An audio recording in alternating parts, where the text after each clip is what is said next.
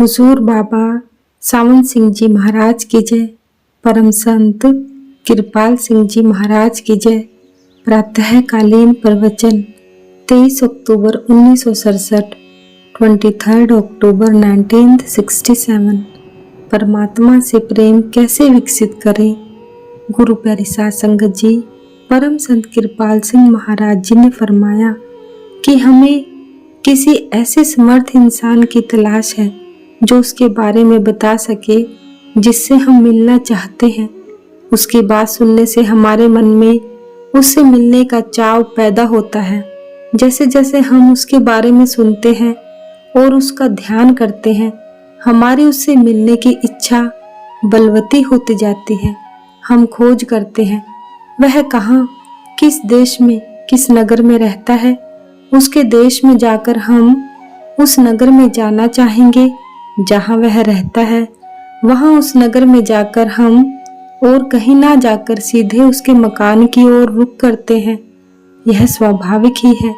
हम सबको जिन्हें प्रभु की अपार दया से मानव देह मिली है, वह स्वर्णिम सुनहरी अवसर मिला है वापस प्रभु से मिलने का।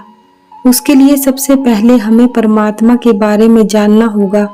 धर्म ग्रंथों के में हमें पुरातन महापुरुषों के निज अनुभवों के वृतांत मिलते हैं, जिनमें उन्होंने बताया है कि कैसे उन्होंने परमात्मा को खोजा और पाया। प्रभु की अपार कृपा से उन्हें सत्स्वरूप महापुरुष मिले, जिनमें वह घट घट व्यापी करण कारण प्रभु सत्ता प्रकट थी। उन्होंने उन्हें उस प्रभु सत्ता का परिचय, उसका व्यक्तिगत अनुभव दिया। उन धर्म ग्रंथों को पढ़कर जिनमें महापुरुषों के प्रभु के साथ निजी अनुभवों का वृतांत मिलता है, हमारा ध्यान भी प्रभु की ओर आकर्षित होता है। धर्म ग्रंथों को पढ़ना, पढ़ाना, जप तप, संयम, तीर्थ व्रत, हवन दान, यह सारे कर्मकांड क्यों किए जाते हैं? इसीलिए कि इनके करने से प्रभु का प्यार हमारे मन में पैदा हो, उसकी याद हमारे अंतर में बसे। परमात्मा प्रेम है, हमारी आत्मा उस प्रभु की अंश है, यह भी प्रेम है। हम सभी आत्मा हैं, आत्मा देहधारी, आत्मा चेतन स्वरूप है। इसको जुड़ना था महाचेतन परमात्मा से, लेकिन यह बाहर इस जड़ शरीर और स्थूल जगत के संबंधों और पदार्थों में लिप्त होकर दुख भोग रही है। इसे मोह कहते हैं। हम बार बार इस दुनिया में आते हैं क्योंकि इससे हमारा मोह लगा हुआ है। तो यह दुर्लभ, अति दुर्लभ मानव जन्म जो हमें मिला है, यह सुनहरी मौका है जिसमें हम दुनिया के सारे मोह बंधन तोड़कर प्रभु से नाता जोड़ सकते हैं। संत कबीर के शब्दों में, जाग प्यारी अब का सोवे, रैन गई दिवस काहे को खोवे। अर्थात 84 लाख योनियों का चक्कर काटने के बाद, भोग योनियों की लंबी काली रात खत्म होने के बाद मानव जन्म का सूर्योदय हुआ है। अब तो जाग, दिन चढ़ा पड़ा है। इस दुर्लभ अवसर को हाथ से ना जाने दे। मानव जीवन के परम लक्ष्य प्रभु प्राप्ति के लिए हम क्या करें? सबसे पहले धर्म ग्रंथों का स्वाध्याय करें, क्योंकि उनमें संत महात्माओं द्वारा परमात्मा की चर्चा की गई है। वास्तव में धर्म ग्रंथों के द्वारा प्रभु में अभेद महापुरुष हमसे बातें करते हैं। उन्हें पढ़ने से हमारे अंतर में प्रभु प्रियतम से मिलने की इच्छा पैदा होती है, जो धीरे धीरे बढ़कर विरह का, प्रभु से मिलने की तड़प का रूप धारण कर लेती है। उसकी मीठी मीठी सुख भरी याद में जब दिल भर आता है तो आंखों से बरबस आंसुओं की झड़ी सी लग जाती है। इन बाहरी उपायों, ग्रंथों का स्वाध्याय, तीर्थ व्रत, हवन दान आदि का उद्देश्य यही है कि प्रभु से मिलने का चाव और तड़प हमारे अंतर में पैदा हो और वह दिनों दिन बढ़े है। उसके प्रेम की निशानी क्या है? जिससे प्यार हो उसे हर वक्त हम याद करते हैं। वह हमारे दिल में इस तरह बस जाता है कि हम उसे भूल नहीं सकते। अगर हम चाहते हैं कि प्रभु का प्यार हमारे मन में बसे तो उसका एक ही उपाय है, पल पल उसको याद करो, श्वास श्वास उसका सुमिरन करो, एक पल के लिए भी उसे ना बिसारो। जिससे प्यार होगा स्वाभाविक है कि हर वक्त उसकी याद आएगी, और जिसे आप याद करेंगे स्वाभाविक है कि उसका प्यार आपके मन में पैदा होगा। इसी मानव जन्म में ही हम प्रभु को पा सकते हैं। इसमें आकाश तत्व प्रबल होने के कारण विवेक है। हम सत असत का निर्णय कर सकते हैं। आत्मा सत है अर्थात अजर अमर है। यह शरीर और जगत असत यानी नाशवान है। धर्म ग्रंथों के स्वाध्याय, गुणी जनों की संगति, उनके वचनों के श्रवण मनन से यदि आपके अंतर में प्रभु की रसीली सुख भरी याद बसने लगी है तो बड़ी खुशी की बात है। लेकिन इन सब से बढ़कर उपयोगी और कारगर चीज है सत्संग। सत्य यानी सत्य का संग, किसी ऐसे महापुरुष की संगति जिसके अंतर में सत्य परमात्मा प्रकट है। उसके हरि रस भरे नयनों के कृपा कटाक्ष से प्रभु प्रेम की लाग हमें लगती है। उसके प्रेम का संचार हमें प्रेम में कर जाता है। यदि आप गंधी की दुकान पर जाएं और वहां से इत्र ना लें तो भी इत्र की खुशबू तो आपको आएगी ही, और यदि वह साध में इत्र की शीशी भी दे दे तब तो कहना ही क्या। प्रभु की रसीली सुख भरी याद दिल में बसाने का सबसे सुगम और सर्वोत्तम साधन है। ऐसे सत्पुरुष की संगति जो प्रभु प्रेम की छलकती हुई गागर है, जिनके रोम रोम से प्रभु प्रेम की किरणें प्रसारित होती हैं, ऐसे प्रभु रूप महापुरुषों की संगति का नाम ही सत्संग है, क्योंकि उनमें सत्य परमात्मा प्रकट है। वे प्रभु के माउथपीस प्रवक्ता होते हैं। उनकी जुबान से प्रभु बोलता है। वह समर्थ पुरुष आपकी अंतर की आंख खोल देता है, जिससे आप प्रभु की ज्योति को देखने योग्य हो जाते हैं। तभी प्रभु से सच्चा प्यार पैदा होता है। जब तक प्रभु नहीं मिलता, किसी ऐसे की संगति करो जिसमें वह प्रभु प्रकट है। जो प्रभु का छलकता हुआ पैमाना है, उसके पास बैठने से तुम में भी प्रभु की लाग लगेगी। महापुरुष किसी भी समाज के क्यों ना हो, यही कहते चले आए हैं कि मानव जन्म सर्वश्रेष्ठ योनि है। इसमें हम अपना प्रेम दुनिया से हटाकर प्रभु से जोड़ सकते हैं। अब हमें अपने अंतर में झांक कर देखना है कि हम कहाँ तक प्रभु प्राप्ति के पथ पर आगे बढ़े हैं। क्या हमारे अंतर में प्रभु का प्यार उपजा है? यदि प्रभु से मिलने की तड़प सच्ची है तो प्रभु हमें जरूर मिलेगा। अगर हम दिल से दुनिया को चाहते हैं, दुनिया के संबंधों और सामानों से हमारा मोह है, तो मरकर बार बार वापस दुनिया में आना पड़ेगा। आवागमन से छूटने के लिए हमें दुनिया के मोह बंधनों को तोड़कर परमात्मा से प्यार पैदा करना होगा। अपने दिलों को टटोलकर खुद ही फैसला करो कि हमें दुनिया चाहिए या परमात्मा। अगर दुनिया से प्यार है तो मरने के बाद दुनिया में आएंगे, परमात्मा से प्यार है तो मरकर कहाँ जाएंगे? प्रभु की गोद में। प्यार कैसे उपजता है? याद से। जिसको पल पल याद करोगे उसका प्यार आपके मन में बसेगा। परमात्मा को देखा नहीं, उससे प्यार कैसे हो? मानव जन्म में जो सौभाग्य से हमें मिल चुका है, हम उस प्रभु की ज्योति को अंतर में देख सकते हैं और प्रणव की ध्वनि या नाद को सुन सकते हैं। हम किसी न किसी धर्म संप्रदाय या धार्मिक विचारधारा को मानते हैं, परंतु देखना यह है कि प्रभु प्राप्ति के लक्ष्य की ओर हम कहाँ तक आगे बढ़े हैं। जैसे पेड़ पर शगुफे बोर आ जाए तो फल लगने की उम्मीद हो जाती है।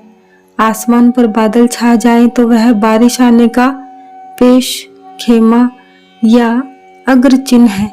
इसी तरह प्रभु की याद में दिल भर आए और बेअख्तियार बरबस आंखों से आंसू बहने लगे तो वह प्रभु के आने की निशानी है। राबिया बसरी एक बहुत बड़ी सूफी फकीर हुई है। किसी ने उनसे पूछा कि खुदा पहले आता है तब आप नमाज पढ़ती हैं या नमाज पढ़ने के बाद खुदा आता है? राबिया ने जवाब दिया, खुदा पहले आता है और तब मैं नमाज पढ़ती हूँ।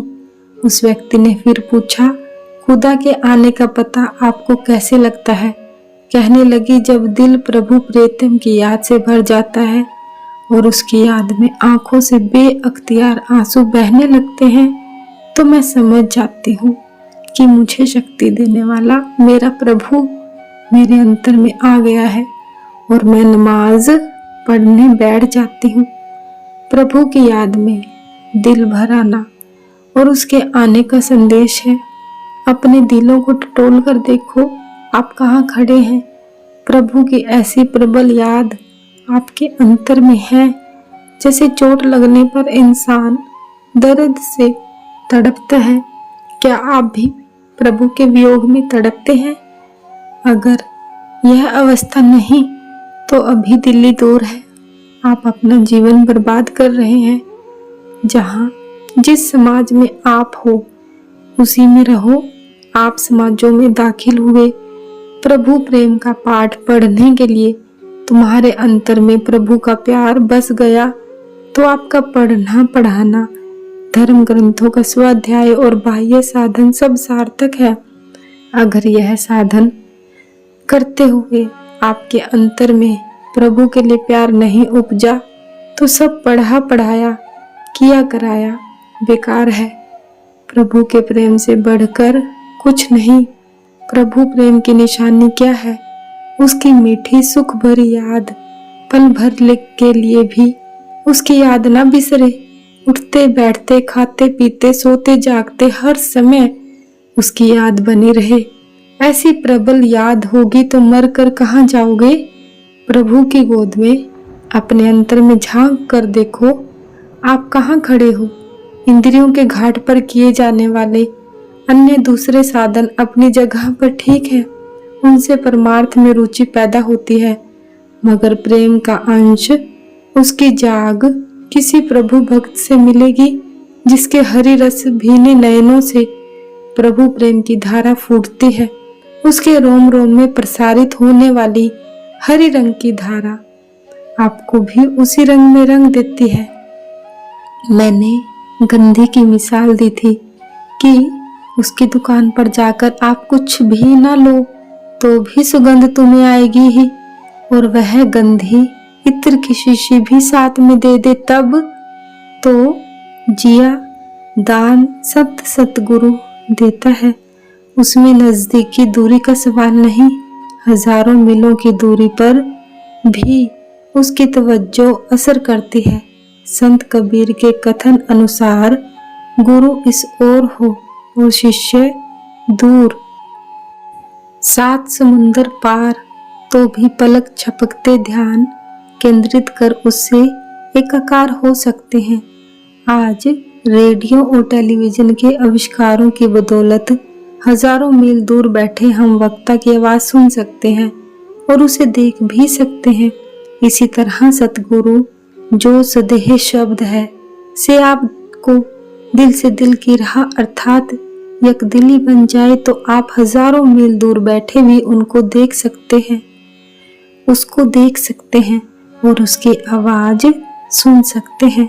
अब देखना है कि आप कहाँ खड़े हैं। क्या सचमुच आप प्रभु को पाना चाहते हैं? क्या आप पल पल उसे याद करते हैं? पल भर के लिए भी उसे नहीं बिसारते? उसकी याद में आपका दिल भर आता है और बरबस आंसू बहने लगते हैं। यही प्रभु प्रेम के लक्षण हैं। प्रेम की जुबान गूंगी होती है, वह बोल नहीं सकता, अपनी व्यथा जुबान से कह नहीं सकता। जो मुख पे बोले नहीं आंख देत है रोए। हमें इसी अवस्था में पहुंचना है।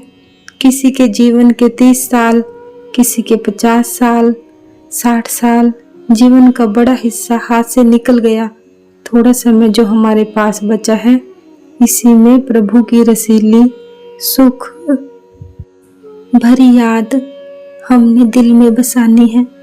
इसलिए हमें समय व्यर्थ नहीं खोना चाहिए। प्रभु से मिलने की बलवती इच्छा हमारे मन में पैदा हो जाए तो हमें दोबारा जन्म क्यों लेना पड़ेगा। आएंगे तो इस जेल खाने में कैदी बनकर नहीं, डॉक्टर बनकर आएंगे। तो आज का विषय स्पष्ट है, प्रभु का प्यार, उसकी रसीली सुख भरी याद मन में बसाओ। जो भी काम करो उसे प्रभु अर्पण कर दो। संतों की संगति करो, जिनके रोम रोम में प्रभु प्रेम की किरणें फूटती हैं। उनकी संगति में आपके अंतर में भी प्रेम की लाग जगेगी। प्रभु की याद में अगर आपका दिल भर आए और आंखों से बरबस आंसू बहने लगे तो पढ़ना पढ़ाना जब तब संयम सारे बाहरी साधन जो आप करते हैं सार्थक है। अगर यह अवस्था नहीं हुई तो सारा किया कराया व्यर्थ है। कसौटी आपके सामने है, खुद ही फैसला कर लो आप कहाँ खड़े हो। यहाँ हर रोज कोई नई सीख आपको मिलती है, उसे धारण करो और अपने अंतर में झांक कर देखते रहो कि प्रभु प्राप्ति के पथ पर आप कहाँ तक आगे बढ़े हो। अगर आपके अंतर में प्रभु का प्यार बस गया है तो खुशी की बात है, उसके लिए प्रभु का शुक्राना करो। यदि नहीं तो प्रभु से प्रार्थना करो, प्रभु से कि वह अपने प्यार के अनमोल दात तुम्हें बख्शे। ऐसे समर्थ पुरुष की संगति दे जो प्रभु प्रेम से आपको भी ओत प्रोत कर दे। सतगुरु महाराज की जय। सतगुरु तेरा ही आसरा, सतगुरु तेरा ही आसरा, सच्चे पातशाह तेरा शुक्र है।